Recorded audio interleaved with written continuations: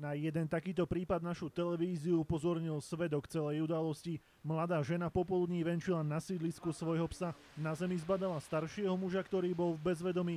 Keďže nemala telefón, utekala po pomoc do blízkeho zdravotníckeho zariadenia. Tam však už nebol žiaden zdravotník a tak s vrátničkou zavolali na linku 112.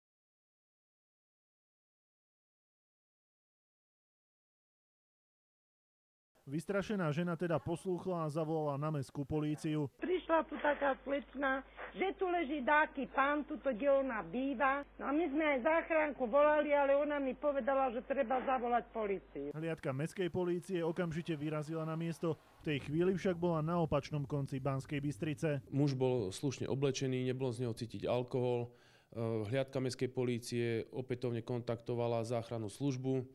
Na to dostali odpoveď, aby si poradili sami a že ak si neporadia, aby ich kontaktovali znovu. Muža sa mestským policajtom nakoniec podarilo prebrať a odprevadili ho domov.